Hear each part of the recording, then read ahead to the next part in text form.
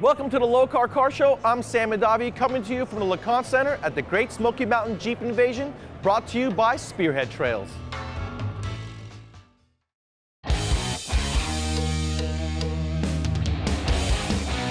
Welcome to the Lokar Car Show.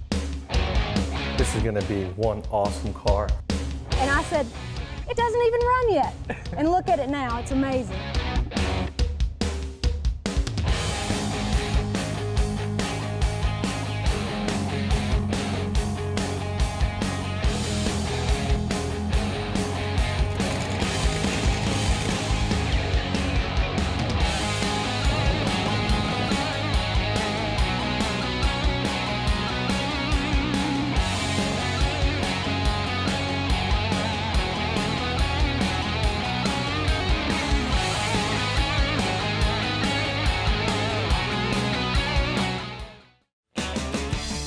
So Sharon, I heard you say this is a labor of love, which tells me you and Tim work on this together. We have, and it is never finished. Absolutely, no project So much is, fun. right? That's Yep. right. That's a 1948 CJ2A. I have not seen a civilian one restored in such a great manner like I saw yours. I've seen the military versions, I've heard of the civilian ones. Instead of go with the green like everybody else, to do the white, and I'm glad we did. And it's really done in a nice manner. Now, did you guys do the work all yourselves, or? Yes, we did it all except for painting, because I'm not a painter.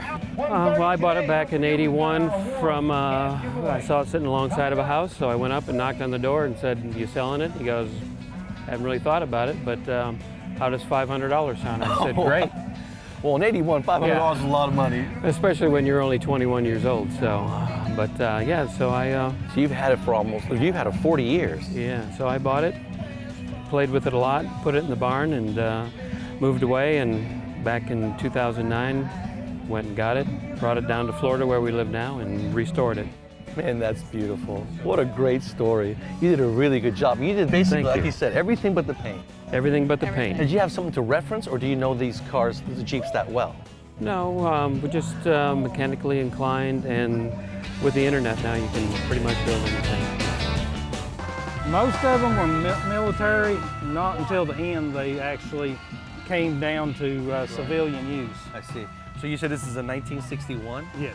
Now tell me about it, because I was walking by and I noticed this being a cab over. I'd never seen anything like it. Jeep dabbled in the cab over design. It went for a few years, and they did what is called a Jeep F-150, which is a 6-foot box. Right. And then they did a F-170, which is a 9-foot box. Really? Yes. The neat thing of this is that when they built this, it is built on a CJ chassis, so like a regular Army Jeep. Okay. They just designed a cab that would sit on it, so it had to sit to the front of the frame to make it a mid-engine vehicle, so they could fit everything in it. And which engine is in this one? This has the 4-cylinder gas, engine. gas engine. Is it the original one to the truck? Yes, Wow. original to the truck. Probably about 6-8 months it's been done. Really? Yes. How long did it take to do it? Just about a year. Wow, Yeah. that's incredible. Yes. Who did the work on it? I actually run a restoration shop, and we do this for a customer. He's got a whole collection of Jeeps. Really? Yes. Wow, And you this is guys just- do great work. Thank you. This is just the latest in his collection. It's a Marine Corps M677 flatline vehicle from Vietnam. 85 horsepower, 3-cylinder diesel motor. Carried 5 people up front, 8 in the back, and did maintenance on the flatline on the aircraft over there. 5 people up front? 2 here and 3 in the back. Got it, got it. And so is that the original engine in the Yes, vehicle? that's the original. What is it? It's a Surless 3-cylinder diesel motor. It's a 2-cycle scabbage, Yep. no valves. 2-cycle, no valves. On a Navy contract, they built 300 of these Yeah. from the factory with the diesel motor in it. Wow. What years? 1964. So it's just a 1-year vehicle? One-year contract. And how many do you think there are left out there? There's around 80 Really? Man, this is incredible. out of the 300. How long have you owned it? About 14 years. 14 years. And you're doing all the restoration yourself? Yes. That is so cool. And you said how many have the original engine in it? Basically, there's 10 to 12 that have the original motor. The rest of them all been re-engined. Oh, wow, so this is really rare. Yeah. How long do you think it'll take before you're actually finished? I hope to have it finished for the Christmas parade at home and by the 4th of July weekend, 4th of July parade next year.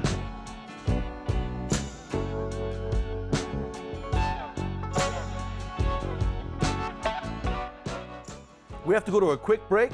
We'll be right back with more of the Lokar Car Show.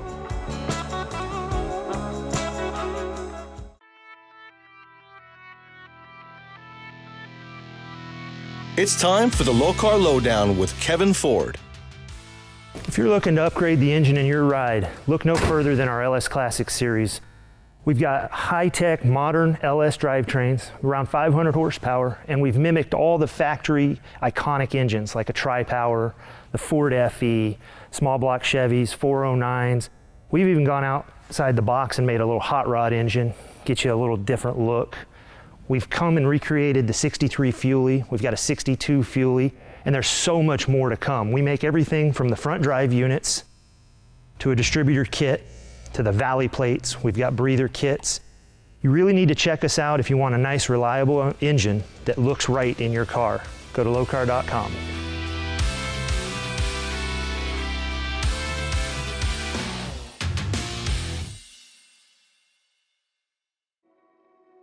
Lark, your Jeep really is an eye catcher from a distance. Seeing that camo on there and the wheels sets your Jeep off. Well, thank you so much, and I'm honored that you feel that way. We have done 1,000 horsepower Hellcat swap in it since the last show. Yep. We've been here 3 times, so we were trying to upgrade every single time we came, but this time we decided we'd bring something special. We have changed the tires to 43-inch Mickey Thompsons. Yep. Changed wheels. We have a new axle going in. It didn't come in yet. We're putting a Dana 80 in the rear. We have custom skids cut out, and it has a Hellcat.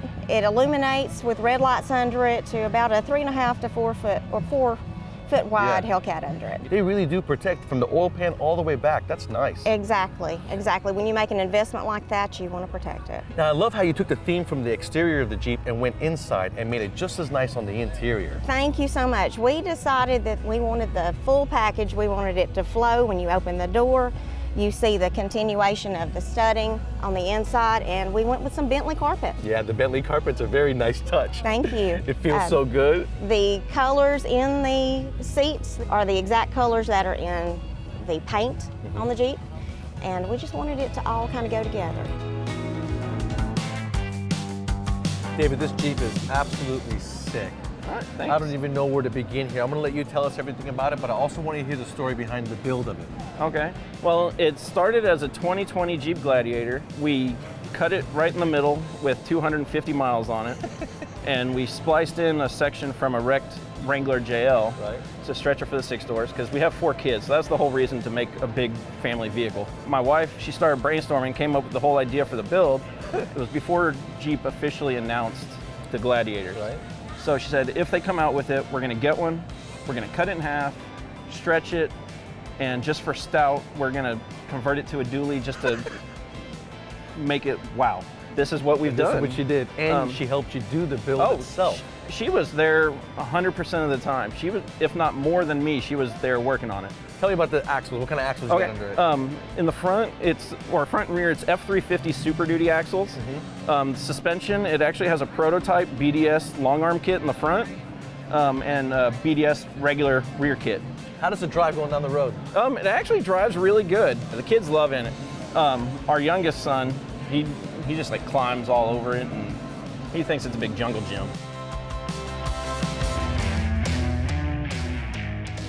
Scott, this thing's absolutely gorgeous. You really notice it from a distance because it's so tall and the color is so beautiful. That color really done good after we powder coated the springs and the bumpers and all the light bar brackets and everything like that. Stands out. We want to black these things out, or blue these out too. So, what size lift do you have on this? It's got a 6.5-inch Evo kit on it with the axles, the 1-ton axles and stuff. I guess it gives it more, more outcome from it. So what size tires you got? These are 46-inch Mickey Thompson Baja Pros. Wow. This is beautiful. Did you build this yourself? Yes, I built it. Me and my techs from my shop. Yes, sir. Wow. So how long does it take you guys to build something like this? This has been going for about 6 months because we built it one way and then we took it back apart. Now, when we get done with this, we want to do it again and put a Hellcat in it. Oh, there you go. Yeah. There you go. That's going to really allow these wheels to move effortlessly. You Yeah, know? we're hoping to blow these off like the buggy would. So yeah. So I see you guys got a lot of ducks on your Jeep. That means that a lot of people love falling this. out of the sky. Yeah, they are, man. They're all in there. It's awesome. And the aluminum accents, the springs, it all just goes together so well. Yes, it does. Very nicely done. It's a lot, but done very clean, so it doesn't look like a lot. good too. Yeah, does it really? It drives really good. That's awesome, man. That's what it's about. Yeah. When you can build something like this monstrous, and still have road manners like you're talking about, priceless. Yeah. Absolutely.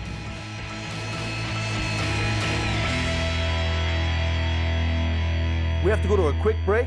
We'll be right back with more of the Lokar Car Show.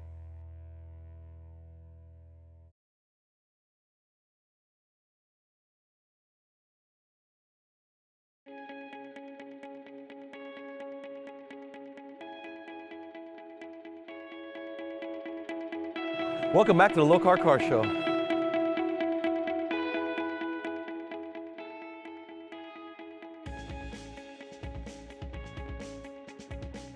I'm here with Kevin Carlson, one of the promoters of the Great Smoky Mountain Jeep Invasion. How many years ago did you start this? This is our 9th year now. 9th year, Ninth wow. year, and it's grown so much. And you've gotten so large that they've had to actually build a parking lot and help your overflow, and that's where you got the show and shine this year. They did.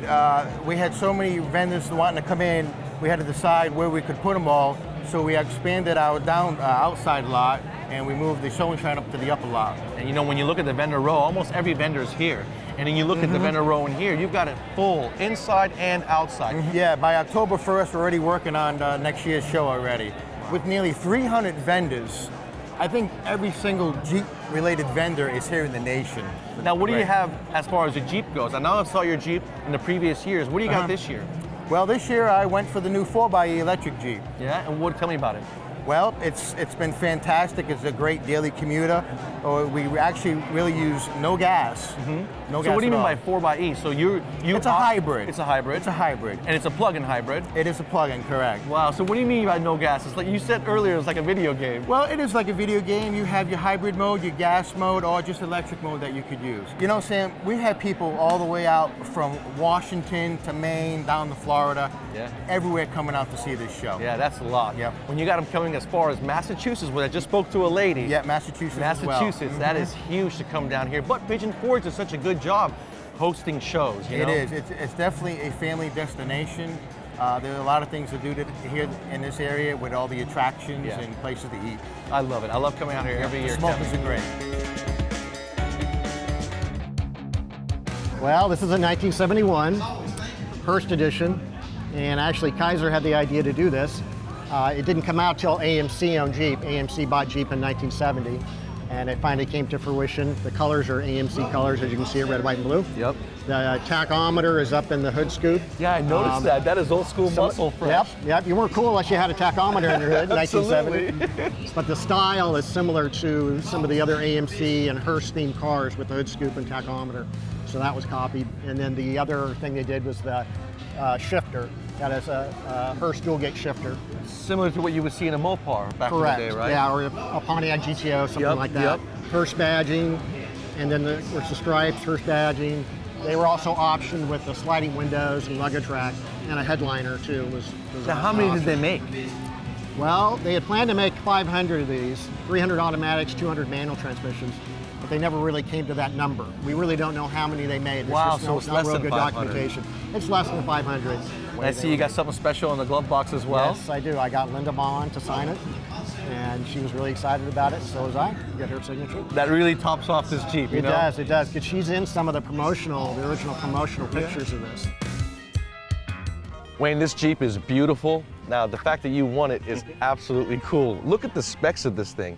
It's got everything that anyone would want who's a Jeeper, including a 6.4 liter Hemi and a supercharger from Edelbrock. I know it's fast. Yes, by all means, it wants to run. So what are your plans with it? What do you expect to do with this Jeep? We want to sell it to... Oh man, oh man. Man, you're a good guy, Wayne. What Wayne wants to do with this Jeep is he's won it, and he gave to Wounded Warriors, and he won it in a raffle. And so he is in the process of wanting to adopt 4 children from the same family. and each child costs a good amount for the attorney fees. So this Jeep is for sale so that we can cover those fees and Wayne can get these kids. Tell us a story, Wayne. We're just trying to put it to good use. And you know what? That family deserves someone like you to take care of them, absolutely. Because a lot of people would not take something so awesome that they've won and sell it for something so selfless like what you're doing. We're asking a price, you know, but we're always negotiable on that stuff. You know, whatever it takes to do what we need to do. We have to go to a quick break. We'll be right back with more of the Lokar Car Show.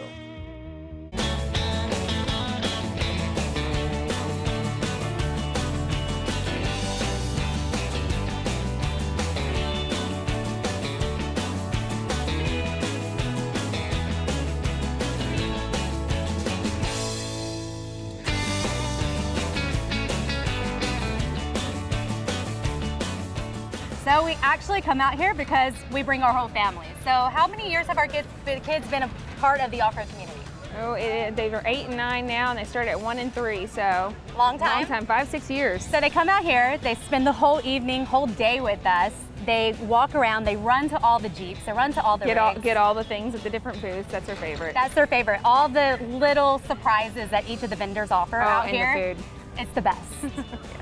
Favorite part of the show is definitely the unique Jeeps that we see. Every one of them is different in their own way. None of them are alike in any sense. Everybody does something completely different, whether it be lift, wheels, the racks that they do, everything is unique to its own. They don't come here with an attitude at all. They come here just to have a good time, and it's always fun. I feel like I'm at a party. Whether when they come and buy the ice cream, they include us in their fun.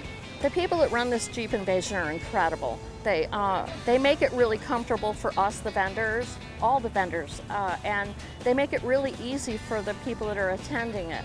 Everybody has a great time, and I'm really proud of the people that run this show.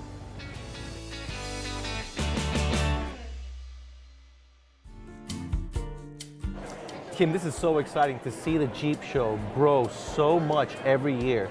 And the heart of Appalachia is basically the heart of Jeepsters. This is what they come here to do and go off-roading to test all the items that they buy, right? Oh, right. And, you know, we've had just a great response to the Jeep trails at this show. Everybody is just really interested. It's a very short drive from Pigeon Forge, and it's an opportunity to get away from the crowds, get off-road. We have everything from the paved on-road routes called Appalachian back roads. We have the gravel routes called Back Roads of the Cumberlands, and then of course we have the Jawbone Trail, which is a 100-mile off-road Jeep trail. Just a wonderful place to get out, to get away from the crowd and get into nature. And it's family fun for everyone. And in on-road gravel, I just saw a 1971 Hertz Jeepster with Goodyear Wrangler tires that would love to be on that pavement. Oh, they would. And you know, like I said, the response here has been perfect. And it's been amazing to me how many people, you know, they just really, not only do they have the Jeep, but they have the side-by-side, the ATV, and they also have the motorcycle. So they cross over all of the routes that we have to offer. And they have all the gear to go out there and comfortably hang out, camp out with their family, and really enjoy their time that they're in the Spearhead Trail. They do. Finally, good to be back out in the Jeep world, man. This has been phenomenal. It's good to see you, bro. Absolutely, and this show has grown twice. Every year it doubles in size. Oh my gosh! Really all right, beautiful. so this is our 2018 JLU, the Bushwhacker Jeep. She's come a long way as she's transitioned from stock to the massive machine that you see now. One of the first things we did was to showcase the new Trail Guard front bumper. Since we've merged in with Truck Hero, we were able to get a lot of stuff from Rugged Ridge too, so we've got the outfitted with some really cool things from Rugged Ridge. For example, the Trekker winch, the 12.5, the 12,500 pound winch with the synthetic cable. Synthetic cable is the only way to go in my world, man. No more burrs, no more worrying about that thing coming back and cutting your head off. I really like it. Not to mention the weight that it cuts down on, because the more we add to these Jeeps, the more weight that we're putting on. And you don't get splinters in your hands when you're trying to wind it back up too. And these are healing hands, man, healing hands. The word unlimited was introduced actually when they first came out with the TJ. It was when the LJ came out. That's the first time they used the unlimited. In 2007, when they introduced the JK, that's what they nomenclatured the 4-door. So anything you hear with the U behind it is going to be the extended with the 4-door. So yeah. Got it. So that's why this is a JKU, JLU, yeah.